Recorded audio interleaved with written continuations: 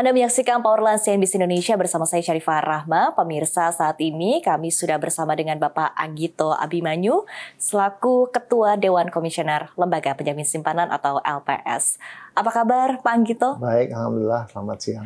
Selamat siang Pak Anggito dan terima kasih waktunya bersama dengan CNBC Indonesia. Kami mengucapkan selamat Pak Anggito atas tugas baru dan amanah barunya sebagai Ketua DK LPS. Pak Anggito.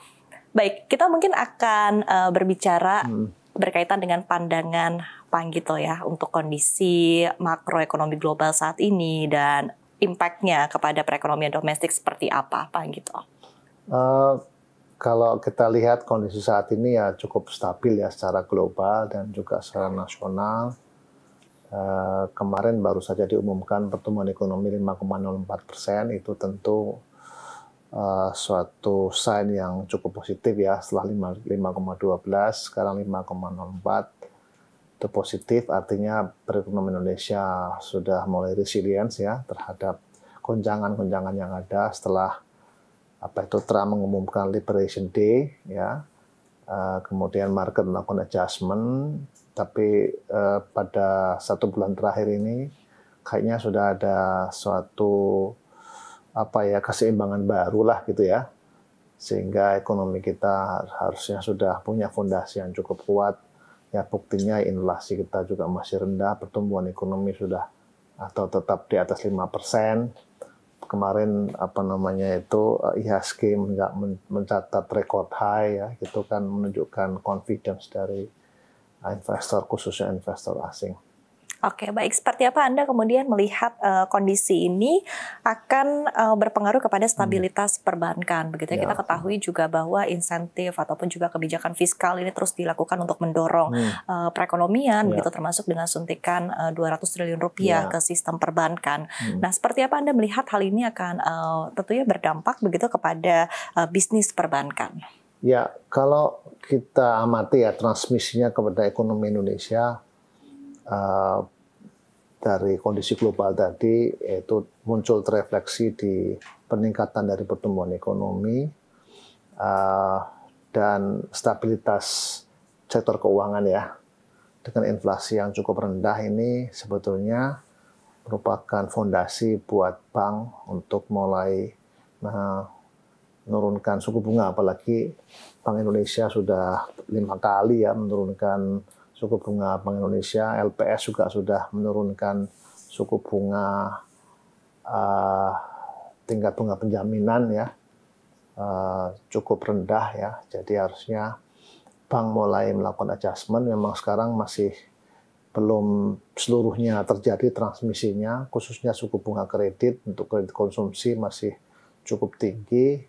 Tapi mudah-mudahan dengan kondisi yang sudah mulai bisa terdeteksi ini, mudah-mudahan akan diikuti dengan kondisi suku bunga perbankan, baik itu suku bunga, khususnya suku bunga kredit ya. Kalau dari sisi perbankan sendiri kan cukup stabil ya, karnya masih cukup kuat, pertumbuhan dari M0 juga cukup di atas 10%, kemudian DPK juga tumbuhnya akhir tahun kurang lebih ya sekitar 9% lebih gitu ya. Memang pertumbuhan kreditnya masih harus dipercepat ya, karena mudah-mudahan dengan kuartal keempat ini pemerintah juga sudah mulai melakukan penggelontoran belanjanya, yaitu mungkin diikuti dengan perbaikan di sektor kredit ya. Nah, kira-kira begitu ya, Mbak. Baik, optimisme kan sudah mulai terlihat dan juga terasa begitu ya, Pak, pada kuartal ketiga, kemudian juga memasuki kuartal keempat saat ini begitu. Nah, seperti apa kemudian Anda melihat overall tadi balik lagi begitu ya, kemudian penilaian Anda juga terhadap tren dari kualitas aset bank secara keseluruhan begitu, dan juga mungkin dari industri sendiri begitu ya, demand terhadap permintaan pembiayaan ke perbankan sendiri akan seperti apa? Ya, kalau dari sisi perbankan kan tadi saya sudah sampaikan KAR kita masih cukup sehat ya, di atas 20%, 26%. Kemudian NIM-nya juga masih cukup sehat ya, 4,5%. Loan to deposit ratio sudah di atas 80%, meskipun harusnya bisa lebih tinggi ya, karena pertumbuhan DPK-nya cukup sehat, kemudian harusnya diikuti dengan pertumbuhan kreditnya. Nah, sisi pertumbuhan kreditnya kan masih belum pick up ya, pertumbuhannya masih rendah, sekitar 7,7% year on year ya, sementara DPK-nya bisa tumbuh 11,18%. Nah, itu adalah suatu kondisi perbankan yang kita hadapi hari ini. Tapi itu kan per September ya, nanti mudah-mudahan di Oktober, November, Desember akan lebih baik. Oke, baik. Kemudian kita ketahui bahwa tadi seperti yang Pak Anggito sampaikan begitu ya, LPS juga telah aktif berpartisipasi dalam mendorong perekonomian, salah satunya dengan kebijakan suku bunga penjaminan begitu. Nah, kedepannya melihat dinamika, melihat kondisi optimisme yang sudah mulai terasa begitu, seperti apa arah dari kebijakan ini ke depannya? Ya, untuk tingkat bunga penjaminan itu memang akan mengikuti suku bunga pasar ya. Nah, tujuan kita akan melindungi nasabah ya. Jadi nanti kita lihat sekarang memang sudah cukup agresif ya pertumbuhannya 3,5%. Memang suku bunga deposito 1 bulan dan 3 bulan masih di atas itu ya. Nah, kita harapkan bisa turun ya. Memang suku bunga di atas TPP cukup tinggi sekarang ini. Nah, tapi kita akan pantau ya, lihat bagaimana perkembangan suku bunga deposito ke depan ini ya. Karena kita akan menetapkan lagi di bulan Januari ya. Sekarang kan sudah 3 bulan sekali, nanti Januari kita akan tetapkan untuk tingkat bunga pinjaman sesuai dengan kondisi suku bunga simpanan ya, 1 bulan dan 3 bulan.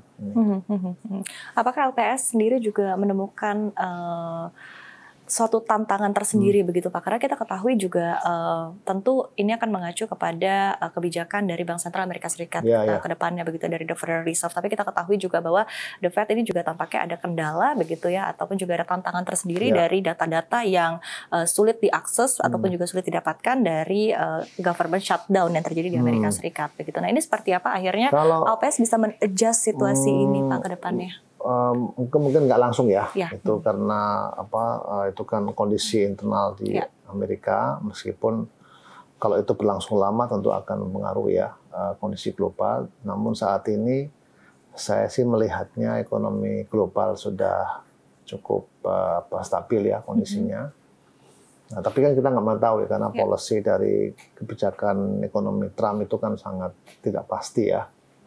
Kalau kondisi saat ini dengan kondisi perang di Timur Tengah juga sudah shutdown gitu ya, kondisi market ini sudah mulai adjust ya, kondisi global juga sudah mulai membaik dan capital inflow juga sudah cukup deras ya di 1-2 minggu terakhir ini gitu ya. Nah, kondisi perbankan juga sudah cukup baik. Nah, TPP kita memang atau tingkat bunga penjaminan kita akan melihat perkembangan suku bunga seperti apa. Sekarang tantangannya ada 2. Satu, suku bunga yang di atas penjaminan itu masih cukup besar. Kita harapkan semakin turun. Yang kedua, masyarakat yang belum memiliki rekening masih cukup banyak ya. Jadi namanya unbanked gitu ya, yang tidak punya rekening masih cukup besar. Jadi kita akan dorong 2 hal itu yang merupakan tantangan kita. Bagaimana TPP itu tingkat bunga penjaminan itu bisa mengcover, melindungi nasabah kita. Yang kedua adalah porsi dari nasabah yang belum memiliki rekening itu akan semakin lama semakin sedikit. Nah, tetapi PR kita adalah bagaimana memastikan resolusi di bank ini, khususnya sekarang terjadi di BPR ya, Bank Perkreditan Rakyat, BPR dan BPRS, kita pastikan prosesnya akan cepat dan cukup kredibel ya, sehingga bank yang memang oleh OJK dinyatakan harus dilakukan resolusi, ya kita akan lakukan dengan cepat dan dengan prudent, tidak ada nasabah yang punya rekening tapi tidak bisa mendapatkan kembali atau mengklaim deposannya. Oke, baik. Nah, kita lihat juga tentu tadi ya peran dari LPS ini kan cukup besar begitu tadi dari sisi seperti apa literasi keuangan ini juga penting begitu Pak Anggito ya. Kemudian juga tentu tugas utama adalah penjaminan untuk menjamin begitu ya dana nasabah di perbankan begitu. Nah, ketika kita lihat bentuk-bentuk ini kan juga cukup banyak dan cukup menarik begitu ya. Kita lihat bank digital sudah mulai lebih banyak begitu ya, sudah mulai lebih eksis. Kemudian juga perbankan konvensional juga sudah mulai banyak lebih masuk ke dalam aktivitas digital lebih optimal lagi begitu. Nah, mekanisme apa yang kemudian disiapkan oleh LPS untuk menjamin tadi ya berbagai proses ataupun juga aktivitas digital yang dilakukan oleh masyarakat? Apakah ada mekanisme khusus? Prinsipnya sama ya, semua nasabah yang masuk dalam bank yang dalam program penjaminan itu dijamin oleh LPS, ya, baik itu bank konvensional, layanan perbankan syariah, dan juga bank digital, ya, semua itu masuk dalam program penjaminan. Nah, maka kami menghimbau, mengharapkan semua perbankan itu mengikuti, ya, mengikuti kebijakan dari LPS, gitu ya. Baik dari sisi kepatuhan terhadap tingkat bunga penjaminan, ataupun baik dari sisi suku bunga maupun dari sisi jumlahnya. Kalau syariah yang nggak pakai suku bunga, ikutin. Termasuk yang bank digital ya, jangan dia menawarkan produk-produk yang tidak atau di luar ketentuan LPS dan OJK ya, dan OJK juga memantau mengenai produk-produk dari perbankan itu semuanya harus patuh ya, patuh. Nah, kalau mereka patuh, maka LPS bisa mengambil peran penting ya untuk memberikan penjaminan. Jadi semua yang mengikuti ketentuan tadi itu akan mendapatkan penjaminan. Jadi nasabah itu tenang gitu ya. Nah, kalau bank umum mungkin praktis mereka sudah well informed ya.